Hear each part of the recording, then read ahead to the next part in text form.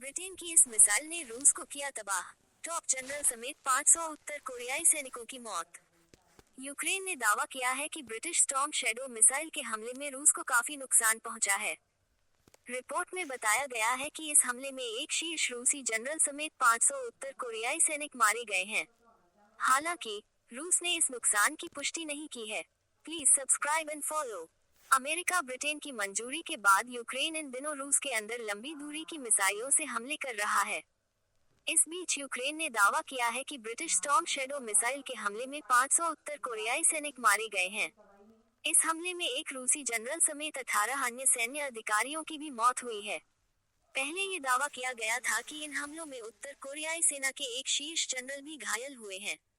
ये जनरल रूस के कुस्क में यूक्रेन के खिलाफ रूसी सेना के आक्रामक अभियान की कमान संभाल रहे थे। यूक्रेनी सेना ने स्टॉर्म शैडो मिसाइल से यह हमला 20 नवंबर को किया गया था। इससे पहले ये जानकारी सामने आई थी कि यूक्रेनी स्टॉर्म शैडो मिसाइलों ने एक रूसी कमांड पोस्ट और एक मिलिट्री फैसिलिटी को निशाना बनाया था। तब इतना बताया गया था कि इस हमले में रूसी सेना को बड़े पैमाने पर नुकसान हुआ था। मारे गए रूसी जनरल का नाम लेफ्टिनेंट जनरल वालेरी सोलोचुक था। रूसी अधिकारियों ने नुकसान की पुष्टि नहीं की है, जिसे रूस और उत्तर कोरिया दोनों के लिए गंभीर बताया जा रहा है।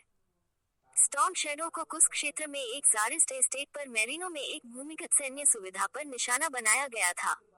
नए फुटेज में हमले में शामिल स्टॉर्म शैडो मिसाइल को दिखाया गया है, जो अपने लक्ष्य की ओर उड़ रही थी।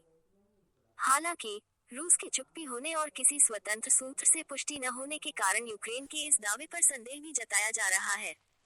हालांकि हमला जिस इलाके में हुआ है, उस क्षेत्र में 10,000 से अधिक उत्तर कोरियाई सैनिक तैनात हैं। ऐसा अंदेशा जताया जा रहा है कि रूसी राष्ट्रपति व्लादिमीर पुतिन ने इस भारी नुकसान के कारण ही यूक्रेन पर एक नई मिसाइल से हमला बोला था। रूस ने इसी स्टॉर्म शैडो मिसाइल के हमले के बाद यूक्रेन के नीपर पर एक नई ओरेशनिक हाइपरसोनिक मिसाइल दागी थी।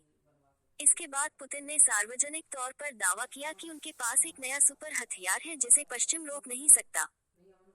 मॉस्को ने ये भी धमकी दी कि यूक्रेन द्वारा नाटो द्वारा आपूर्ति की गई मिसाइलों का उपयोग करने का मतलब है कि पुतिन वैध रूप से परमाणु मिसाइलों से जवाबी हमला कर सकते हैं। कथित तौर पर मारे गए रूसी अधिकारी पुतिन के दक्षिणी और पूर्वी सैन्य जिलों से हैं।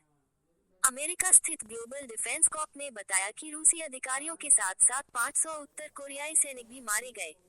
हालांकि इसकी कोई स्वतंत्र पुष्टि नहीं हुई। माना जाता है कि लगभग 10,000 से अधिक उत्तर कोरियाई लोगों को उनके नेता किम जोंग उन द्वारा पुतिन की सेवा करने के आदेश के बाद साइबेरिया से युद्ध क्षेत्र में ले जाया गया था।